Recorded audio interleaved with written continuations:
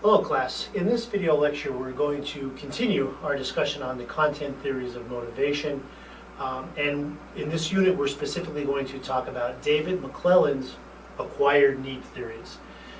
This is one of my personal favorites. I have a few favorites that just kind of stand out to me and just, for some reason have piqued my interest and even have been used recently in some research projects or some research studies that have been done out there.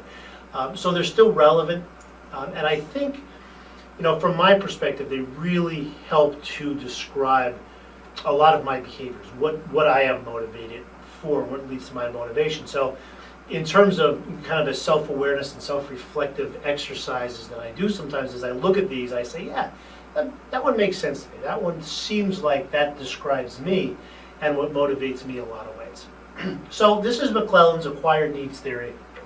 And what David McClelland says is that we really have three needs, and we acquire levels of these needs as we go through life, right? So a little different than Maslow. Maslow was kind of just saying, hey, we're kind of born like this and we have these needs and they'll activate at certain times, where McClelland says, yeah, these are the three kind of driving forces of human nature. But as we go through life, we will acquire and kind of one need will rise to the surface. It doesn't mean that the needs can be close to each other or that there's always one dominant need and two lesser needs. It just says that there'll always be one need that kind of comes to the surface more so than the other two. So what were the three needs that McClelland was talking about? First one was a need for achievement. Second one was a need for affiliation, and the third one was a need for power. Now some of these align a little bit if you could picture it this way, maybe even a little bit with what Maslow said. When he talks about affiliation, Maslow is talking about relationships or love, right? That need. So those needs are kind of similar. Achievement maybe could go along with self-esteem or self-actualization, one of those higher level needs.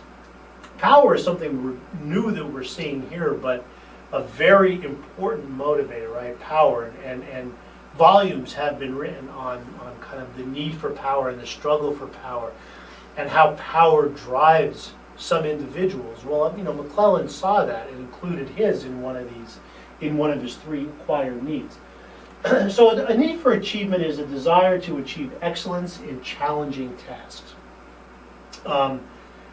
With somebody with a high need for achievement, you want to set slightly challenging goals, slightly above normal challenging goals. They need to be achievable though, because achievement people tend to get frustrated pretty quick.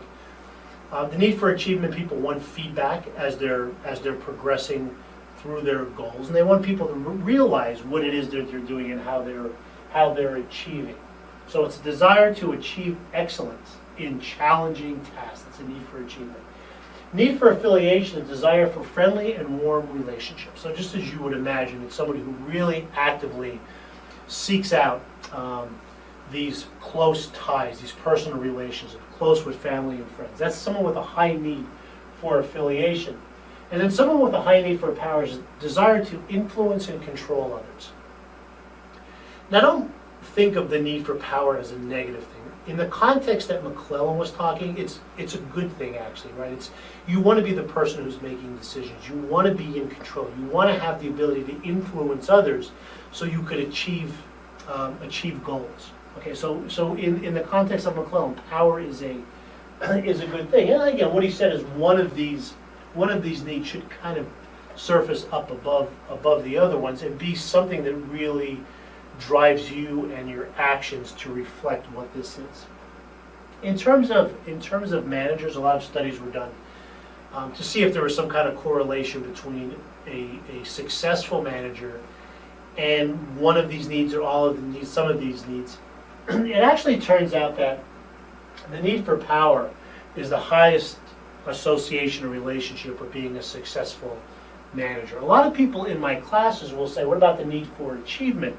And the need for achievement does not correlate to successful management. One of the reasons for that, one of the main reasons for that, high achievement people tend to want to do things themselves, right? They think that if they don't do it, it's not going to be done right. They're going to have to do it over themselves. It's going to take time. So they'd rather go ahead and do it themselves than have somebody else do it. in terms of an organization, you may say, well, that's great. I'd love to work for somebody like that who's going to do everything. But in actuality, employees tend to resent those actions over time. They feel like, why isn't the manager trusting in me to get it done, or just telling me what needs to be done and letting me do it, giving me the authority to do it, as opposed to doing it themselves. So resentfulness grows up in an organization with people for a high need for achievement.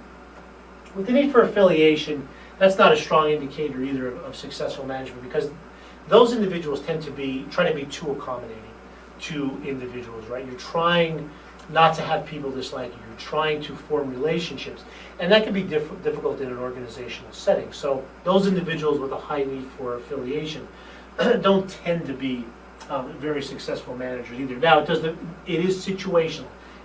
There's contingencies that are involved, but in speaking in generalities, the need for power tends to correlate the most with being a successful manager.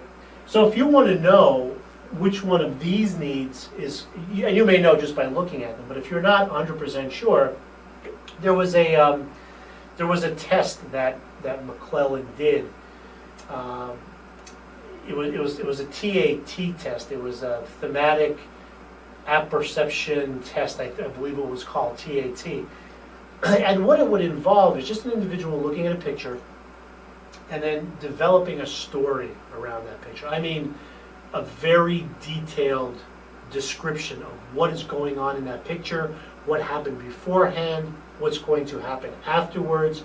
And then once this story about this picture was developed, just by reading the story, you could tell what type of need was probably the highly active. So this would be an example of a picture you would see in a test. It's a boy who's kind of overlooking a violin, and somebody with a high need for achievement might paint a story. You know, Joey just got his first violin, and he's very excited about going out and practicing and becoming the best he can be at it. He knows it's going to be hard, but he wants to do it anyway because he knows he's going to be really good at this. And later on in life, he puts on a concert, and all his family and friends go, and it's well received.